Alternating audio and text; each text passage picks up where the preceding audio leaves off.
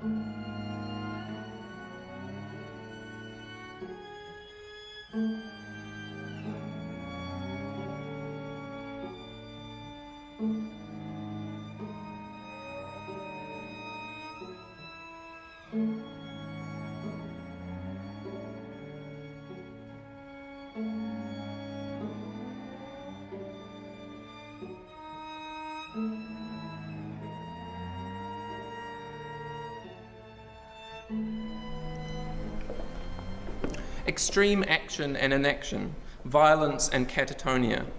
These are Watson's musical materials to begin with, but they also point to a certain unsettling New Zealandness. He captures the unease of isolation, the suppressed emotions ready to rupture at any moment.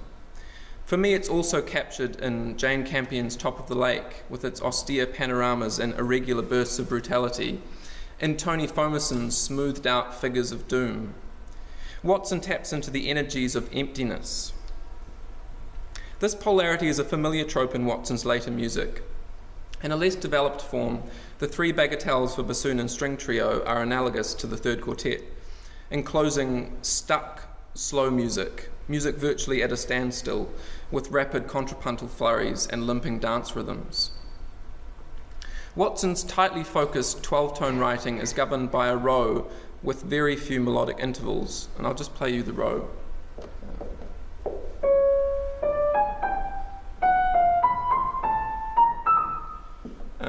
Maybe I'll play it again.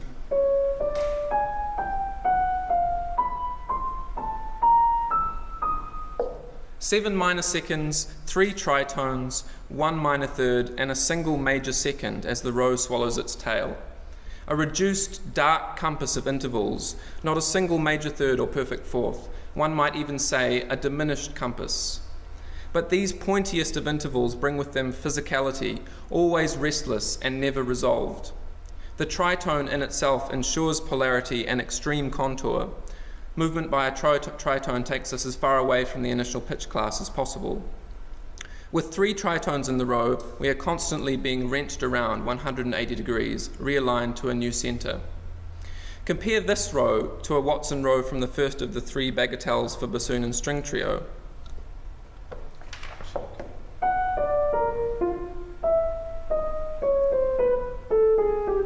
Again, lots of semitones, but the first 4 notes of the row give a much more open sort of character. The reduced intervallic palette of the quartet row ensures harmonic coherence and an angular character, but it also contains variation in contour and patterning.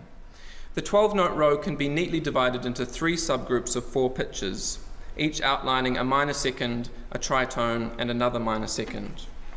So we've got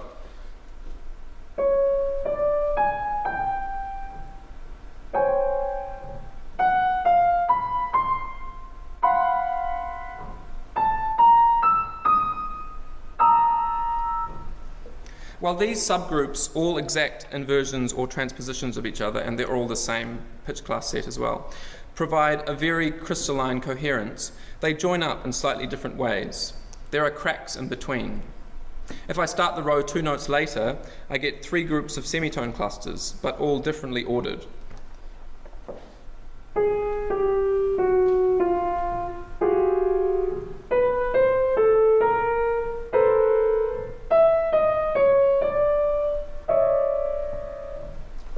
It is here that we find a chink in the armour, a vulnerable point in what at first glance seems an impenetrable wall of tritones and minor seconds.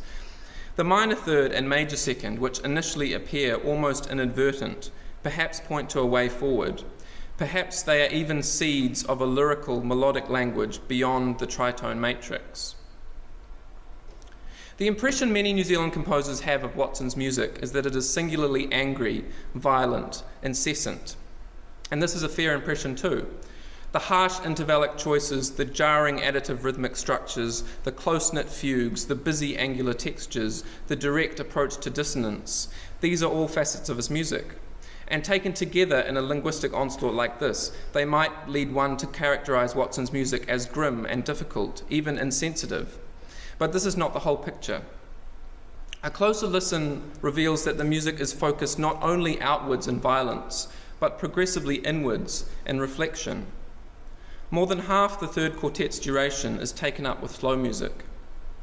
Increasingly long stretches of uneasy reflection, contemplation, not lyrical, purposeful slow music, but music looking for a way out of itself, not looking for solace, but locating a vast emptiness. Or perhaps this inner world is not reflective at all, but simply what is left over when the physical energy is used up, a latent, hollow shell waiting to be transformed into action. Regardless of whether you might characterize this music as reflective or residual, it looks inward. To my ears at least, the work has a single arrival point, and it is not the ending. A single point where the slow music is transformed into a kind of action, where it doesn't turn back to violence.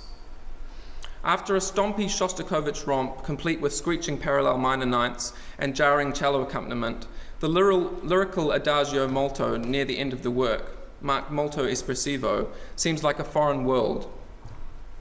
The first hints of tonality are announced in parallel minor thirds in the violins, dipping and twisting towards a Bartokian double fugue, inflected with passing triads and leading tones. The minor third is foregrounded here, both melodically and harmonically, and the viola even moves outside the pitch matrix to outline a minor third and then a major third, the only melodic major third I can find in the entire work. A chromatic line in the cello ascends towards wrenching tenuto stabs at the height of the phrase, and then a major chord. The lowest open strings of the cello, a perfect fifth C and G, and above the major third E in the viola's lyrical middle register, haloed, sweetened even, by violin harmonics. Described prosaically like this, it seems perfectly ordinary, but in this context, the major triad seems surreal, totally calm, as if all the anxiety, all the self-evisceration has overleaped its limits, even if only for a brief half-minute. For me, this is a musically transcendental moment.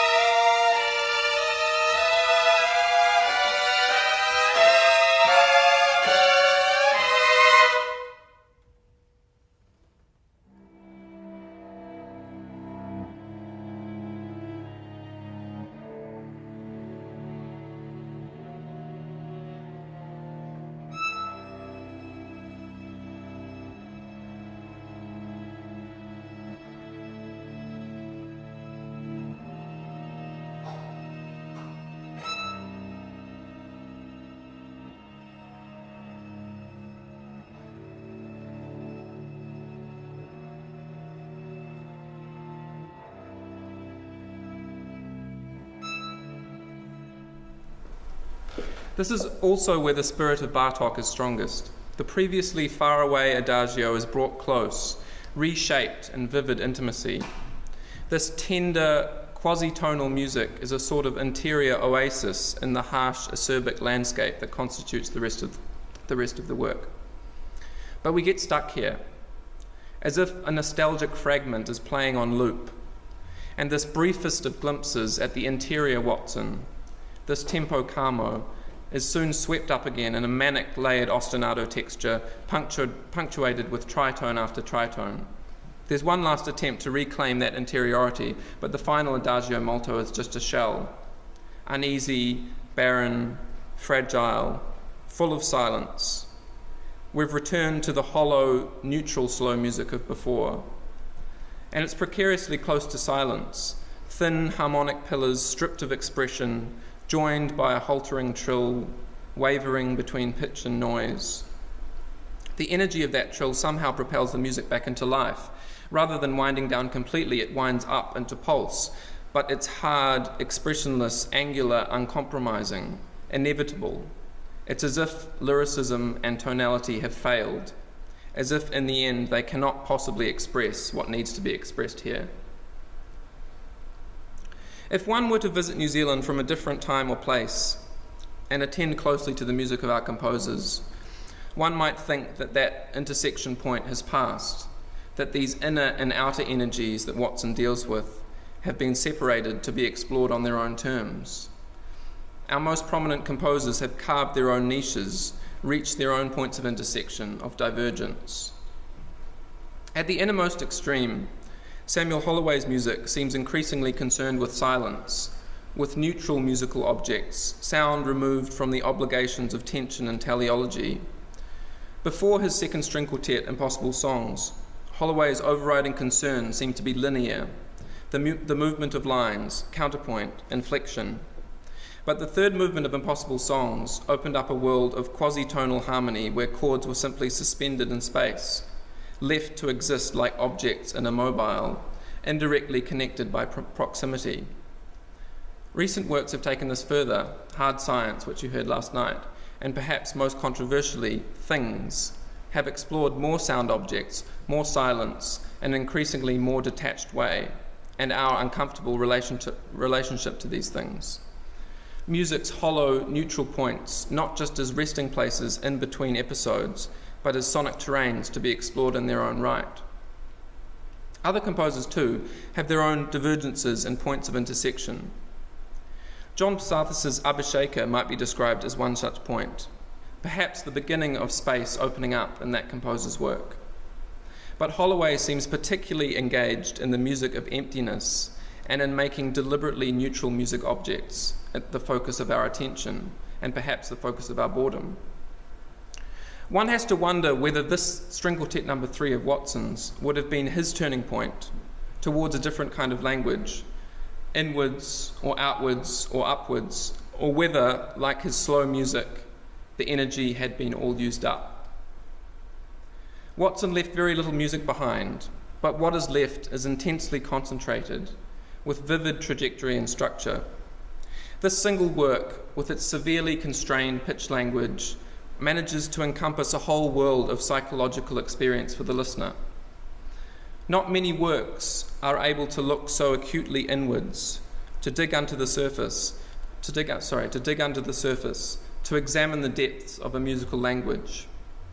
I see it as a sincere attempt to discover a lyrical voice, a failed attempt, and a captivating one.